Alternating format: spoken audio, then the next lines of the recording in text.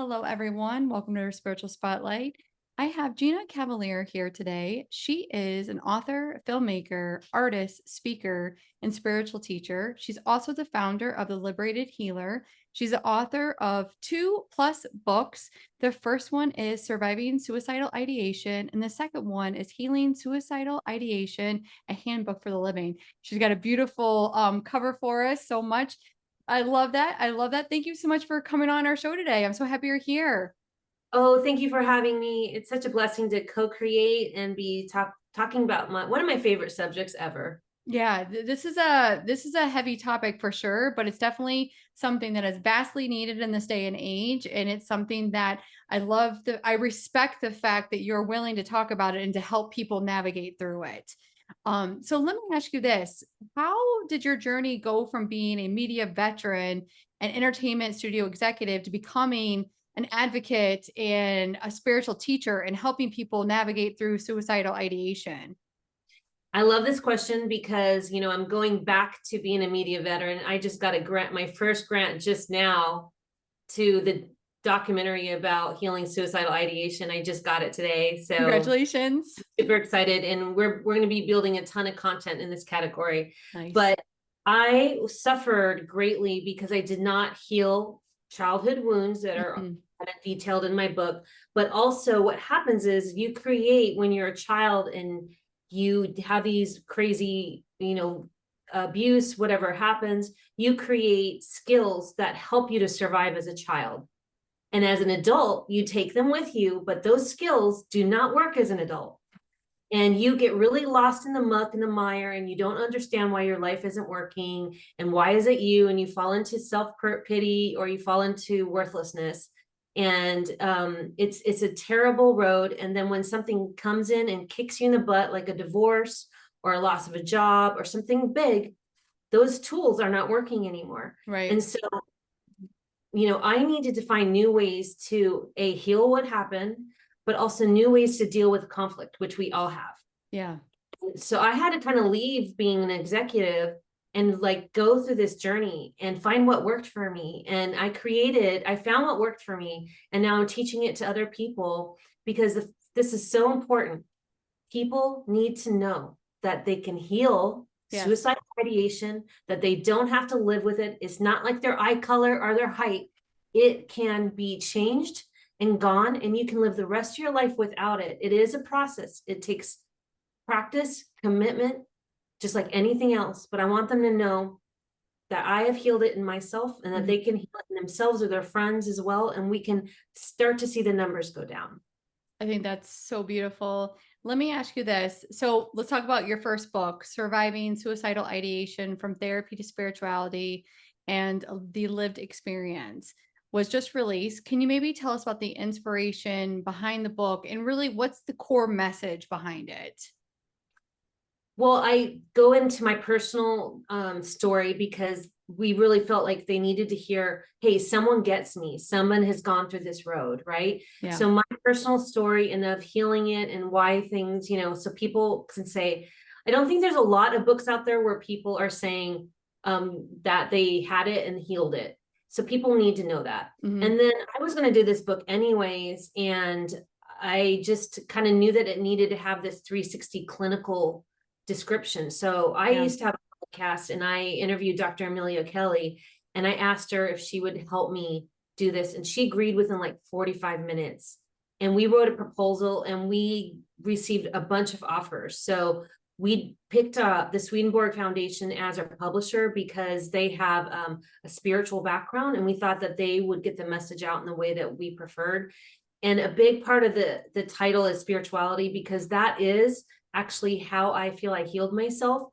And you can switch out the words with energy or Mm. spirituality. It's sort of very similar. But when I learned about energy work and spirituality and connecting, all of a sudden I didn't feel alone anymore. All of a sudden I felt supported.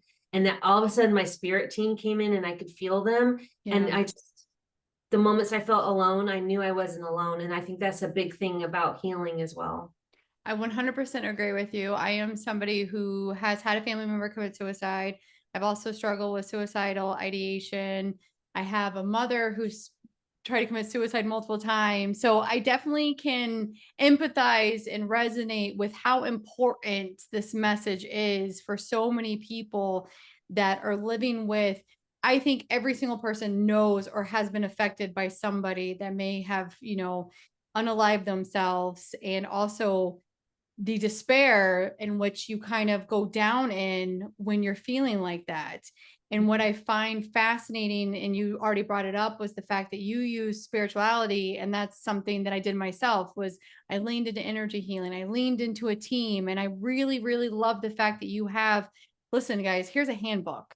Like, it's not just me saying to Gina, hey, I was fine, I got through it. But how did I get through it? And maybe back then, if I had a physical tool to really help me in those really dark days where you feel so alone and isolated, which, you said you experienced yourself. You're just like, you're on your knees, like you're on your knees. And somebody who hasn't experienced that, it's really hard to be like, suck it up.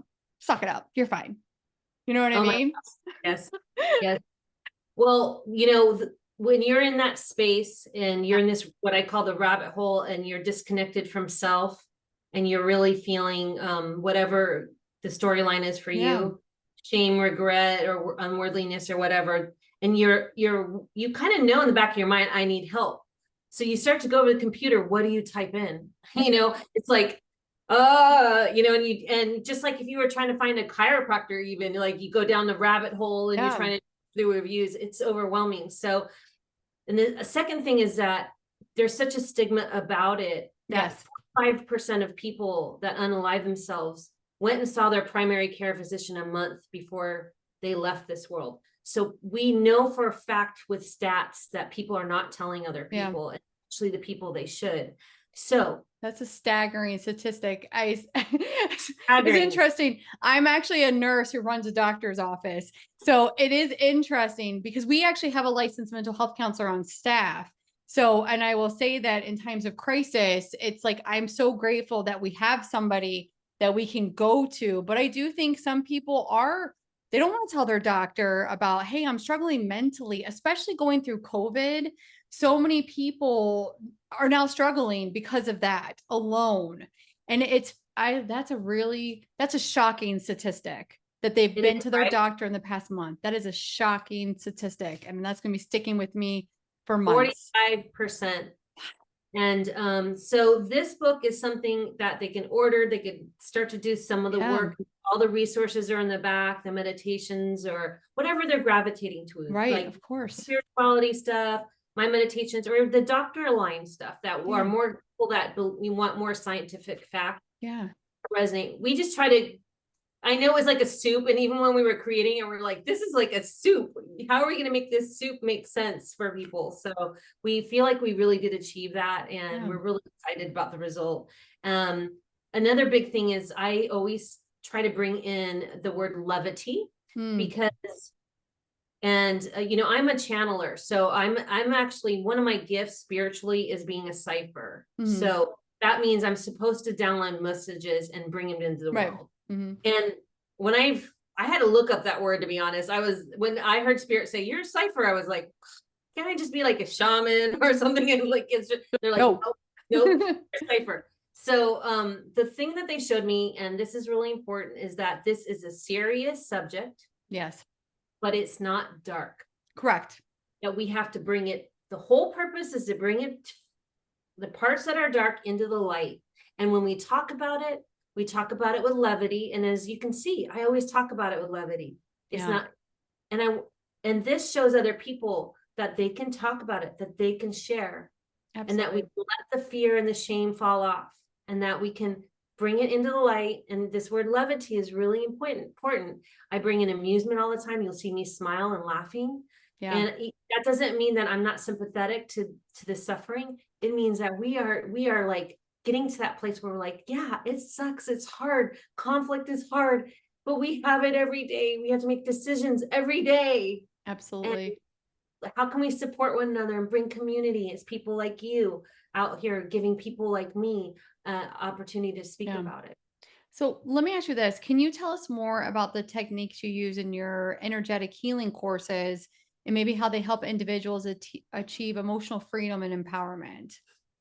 one of the first things I teach is grounding. Nice. And So we important. hear about it everywhere, earthing or grounding now, but it is the number one. And if you don't do anything else, just ground. Yes. And it's the reason why we've been kind of programmed out of it. So about 200 years ago, when big money came and the trains came and the coal came and all that stuff, right, we started to get programmed away from our spiritual Yeah. nature. Started, getting a credit score. We started having to go to colleges. We had it, right. And what's happening is spirituality for all of us as beings, we used to just look at the sun, and that's how we told time. That's how we planted our crops. We understood spirituality was a part of everything that was Yeah. living, right? And we've been programmed away from that. So what we have to do now is we're having to re-educate ourselves, is basically what's happening. Re-educate why our soul is so special, how being here is so amazing, and that we have a life purpose. Yeah. The first thing we need to do is ground. And I always use this analogy, and people get it. So when an electrician is when they're building a house, an electrician comes in and they're doing the wiring in all the house, right? We have lights all around us. First thing they do is they put in a grounding cord. Now they do that because energy is moving. If you didn't do that, the house would catch on fire. So what we are doing is we are grounding ourselves so we don't catch on fire. So our energy doesn't start to spiral out of control. And the way that you do that simply is by creating a cord 2 inches wider than your hips, and it can be made out of a tree or a cylinder and anything that you want. You can bejewel it or not, or put flags on it. Doesn't matter. Send it all the way to the center of the earth and into where that core is, and just imagine that. And that grounding will actually stabilize the energy. So if you want to do a test and ground yourself and have someone try to push you over while you're grounded, you're going to feel this like tug, like grounded. And you can unground yourself and then try to have someone push you over. You will fall over. There is a difference. There is a strength in grounding. It's my number one tool. Yeah, absolutely. Grounding is such an easy thing to do, and it's so powerful and so transformational. Like, it makes you feel I ground centered. everything and everyone. And even when I go, like, say, by a homeless camp an hour, I'm seeing, because I live in LA, I ground everybody. Yeah, I love I that. ground them.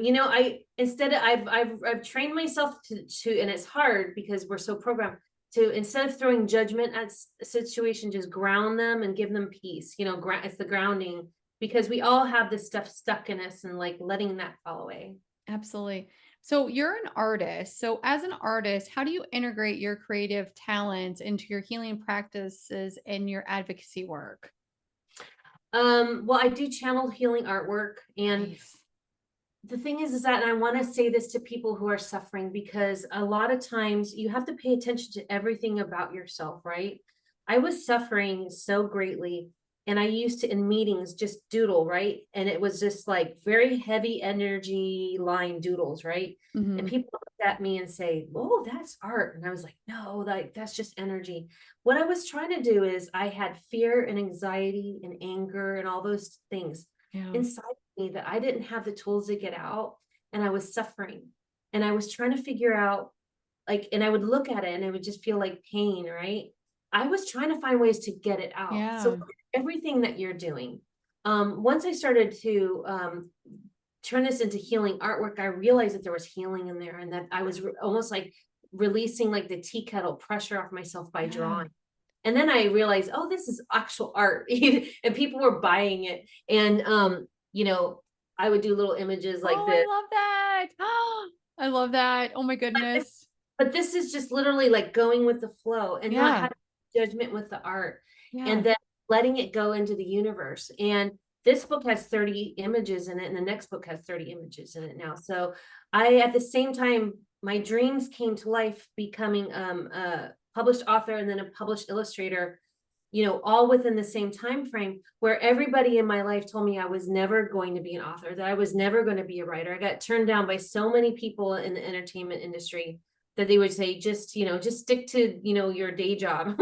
And that unworthiness, I let other Yeah. people's opinions affect me. And so I just don't do that anymore. But to me, there's healing in the art, and whatever your thing is, whether it's pottery or making clothes, it doesn't matter. Yeah. See what you gravitate towards and recognize that there's healing in all of those things. Absolutely. Yeah. And also the fact that you are a channel, you're channeling this art to help, release it from your energetic field and also to bring about healing. And you kind of touched on something that you hit a lot of roadblocks and you received a lot of no's and rejection and that you made the decision. How did you decide that you were no longer going to take the external noise and shift inside and listen to your own divine direction?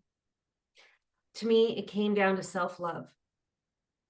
Because I didn't realize I loved everyone else. I love my job. I love my company. I love my partner. I love my friends, all these things, but I did not love myself. Mm, So when I started doing the intense healing work, you start to love yourself. You don't even want to prick your toe, right? You're like, ow, that hurt. You don't want to hurt anything about yourself. yeah. You want to love yourself. You want to eat better food. So you take care of this temple. So when you start to fall in love with yourself, it feels just as good as falling in love with another human, I but love it's that. deeper, and that cannot be taken away ever. And that's when the ideation goes, because you love yourself now. You don't want to hurt yourself. And what happens is those mountains that we all have to climb, those pathways just start to open. And you Yeah. clearly make better decisions that are meant for you. And you go, oh, I'm supposed to turn left with that person. And they are highlighted because you can feel the resonance that that person is more for you, that that project is more for you. And so Yeah. whatever it is, doesn't matter. Those paths just start to open up, because it all starts with self-love. And I know that sounds crazy, but your Not life at all. purpose. I just wrote a whole article, and the very last line was, guess where I found my life's purpose? It was hidden in my pain. Oh, that's so true.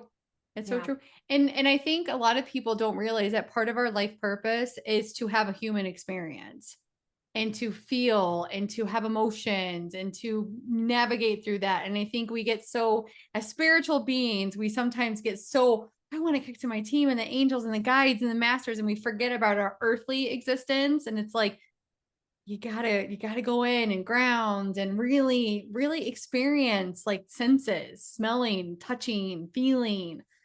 Love that. Sorry, I'm off my Yeah. brain.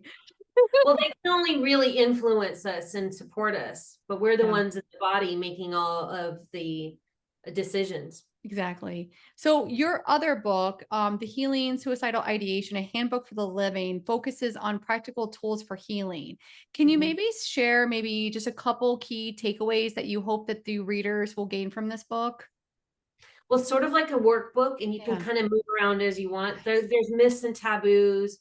There's from the doctor, there's, tapping exercise, DBT exercises. Nice. You could go into some of my story and, hear about how I did my healing and things like that. The grounding, how to call back your energy, how to separate other people's energy away from you, how to, Nice. all that stuff. It's really how to heal the suicidal ideation. It's exactly. So when people were like, how did you do it? I'm like, there's the book. Have fun. I love that. So what do you think has been the most rewarding part of your journey as an advocate and a spiritual teacher? just just getting to meet people and hearing their heartfelt stories, and truly being able to understand where they are authentically from the best of my ability. And getting rid of the naysayers. We always have them. I already have them. I don't even have time for them. I don't even really mind them. And they're a part of all of our journeys, and learning how to cut out the noise and understand where they are, and try not to judge them where they are as well, even when they're coming in to get you. Because Yeah. when you start to actually heal yourself, or you're changing, you're transforming, there's going to be a lot of people that you picked up the way that like that old you, where you were a doormat, that like you when you would just go their direction all the way. That doesn't, and now that you're transforming, they don't like that, a lot of people. So they still have to do their own work and journey Yeah. and stuff, but you have to letting go of that peacefully and letting that go on its own way really is a practice. And I like to bring it up because it scares people when they have suicidal thoughts, or they're already Yeah. struggling, to think that they might lose more people, but that just so they know, it's not a loss. We're not ever losing anything. We're a big part of this matrix together. So But true. don't you want to experience something a little bit better with someone who's going to be on an equal playing field with you, that Yeah. has equal balance, love for love? So everybody in my life now, I used to pick up all kinds of like strays, I would call them, that we were all like wounded misfits, just constantly wounding each Yeah. other because we weren't healed. And I'm really just, and I still, have some of them have come along, and we're really trying to actively have positive conversations of how we can help each other and help the world around us. And more, it's just everybody around me now is contributing in ways that are just way more healthier Right. for me. And I just, because I needed that boundary for my health. And if something goes askew and I don't feel like I can fix it with that person, I let them go for my health. And it's not to judge them or the process, but Right. I have to, I can't go back that way right now. So it's important to learn and understand that. And it sounds like boundaries were also something that was important for you to kind of implement into your journey. And was that difficult in the beginning, or was that something that you just made a decision? If you could talk a little bit about that. No, it's a muscle that needs to be practiced. And once you start to do it, you're like trembling and you're like, I have to do this, or because I'm trying to save myself. And then they get mad and they send you bad things and things like that. And you have to do a blocking, right? And then all of a sudden you become an expert at it. You're just like, Turn to sender. I'll just block you. You know what I mean? And it's like, and you realize, when this is really important. When you're watching someone's post come up and you're like, oh, Yes. because they're just gonna spray negativity all over the place, but they're your friend. Put them on hide. You don't need to see that stuff. And then if you do ever get to the point where they need to move off quietly to your block list, and then you realize you're like, wow, I don't miss that anxiousness I used to get with having to see their things. Yeah. Wasn't vibrating with me anymore. I had to block a whole side of my family Wow. because they were very political, and I said one thing they didn't like, and so they went nuts, and they were even doing bad reviews on me and all kinds of things. And I now feel so much peace that I got to, I don't have to watch that negativity online anymore. Like, cause I felt like, oh, they're my family. I have to. No, I don't have to, nothing. Exactly. And it's almost like when you find that self-love within yourself, then you can stand on your own 2 feet, and it's okay to be like, not for me. Yeah. Not And for I can me. do the work for them. Whatever they do, but does it affect me? It was, because I would have to, I always felt like misaligned. It's when you really fall in love with yourself, you just want everything around you to line a little bit better. It Yeah. doesn't mean that the conflict and the bad, hard decisions Of are going to, course. but you see him coming, and you go through obstacles differently when you're healed. So More, true. you just go through them, and then all of a sudden your day is okay. If sometimes these things used to come to me when I had suicidal ideation, these decisions or these happenings could take me down for weeks. Like I could mourn a friendship for weeks, Wow. and be like another proof that I'm failure, another proof that I don't belong here. We would take it, and that loop would start to play, and then you go back into your childhood and whatever your story is, and Yeah. that all of a sudden that record would gladly play, right? And so take that record, I fold it in half, throw it in the trash. I'm like, so how do you see the role of technology evolving in the field of mental health and spiritual wellness, particularly through apps and online platforms such as the Liberated Healer? Yes, I've devised an app that I'm trying to raise money for right now, and so creative people are great at designing apps and stuff, right? But they are not creating things using how our brain likes to Mm, receive information. So there's going to be a big wave of the combination of using the intellect of our brain so we receive information a little bit easier and calmer, so we can stay calm. yeah. Other thing that I want to do is I want to have a suicidal ideation widget that is like, whenever you're in that space, you can pop it open. There's like little files. It's like all your videos of the people that you love, you have stored in there. animals, parents, siblings, children. Yeah. So think about it. Men complete unalive themselves more than females, but Yes. females attempt more. So Interesting. you want to see like these men that I want to reach out to, like put videos of your kids in there, of your wife, of your parents, of your animals.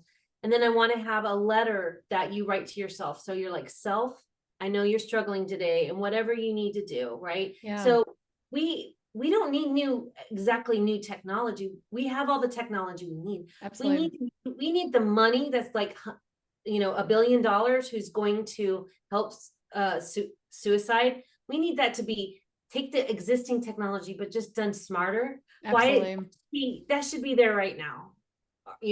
Something that people could go to right away that's small. I also want to form Suicidal Ideation Anonymous, which is just attached to AA and all the programs that they have because they have a great foundation. But you can log on with no video, like onto the Zoom, no name, and you can hear other people going through what they need to go. We Yeah. need more opportunity to let the pressure off the tea kettle, should we say? Yeah. Because so they can usually suicidal ideation comes and goes. It's not like It's not depression. stuck with you. Yeah. Yeah, it's not like months of suicidal Right. ideation. And that's what people also don't realize. That's a huge thing. Depression could last months and years, or bipolar Absolutely. Yeah. disorder, things like that, and they have to try different medication. Suicidal ideation, for the most part, from the people I've talked to, it comes when a specific life event happens that Yeah. proves that you're X, Y, and Z. And those are the moments that you need to be prepared with a safety plan and Absolutely. things like that. Yeah. Oh, that's so important. I like that you bring up the safety plan. I think having a safety plan is very valuable when somebody who is struggling, and you're correct. It does kind of, it's like a cycle. Like it's almost like, oh yeah, there's that thought again. Wait, why do I have that thought? And if they have the app that they can log on to and remind themselves of their self-worth and that they are a valuable member here on this earth and we still love them and care about them, that would I would be curious to see how the statistics will transform just from that one app alone. I Yep. love that. We're going to So see the numbers go down if we had that. I know. And then, I mean, I don't know about you, but I do feel like, and you probably already know this because this is your realm and this is your field. I would imagine, have the statistics for people that have committed suicide, has it gone up since? Like, yeah, it feels like so many more people are choosing to exit. It's the highest that it's ever been, but the highest it was in 1941 in the Great Depression when everybody was Okay. losing their money. That was the only other time it's so just to give you an idea. Yeah. So homicide rates are about $25,000 a year. Suicide rates in America is 50. So it's double our homicide rates. It's one person every 11 minutes in the United States. It's one person every 40 seconds in the world. Wow. That's 55% is from guns. Then the number one state right now in America in 2024 is Montana. interesting. The highest rate for jobs is farmers, doctors, lawyers, nurses, educators, things like that. Yeah. Entertainers, actually. Entertainers are pretty high on there. Entertainers, yes, we've seen a lot of those. The fastest growing age range right now is 10 to 14 because they're mimicking what they're seeing adults do. Right. And they don't have the coping skills to know to get out of it. They think if they have a breakup or they're being bullied, like that's the end of their life. It's never going to get better. So it's 911. We need to find more financial resources to build these programs. Absolutely. We're seeing money go in and they're assigning the money. But we're not seeing I'm not seeing a lot of really active programs. So there needs to be a bigger push towards that. I completely agree with you because I can say in my professional experience and being a nurse, the mental health crisis is a crisis. And for people to get the help they need, it's sad. It's so hard to find appointments, providers, insurances that will accept. It's a struggle. So you're 100% correct that, I mean, money needs to be invested and people need to be educated and people need to be of service for the ones that are struggling with this.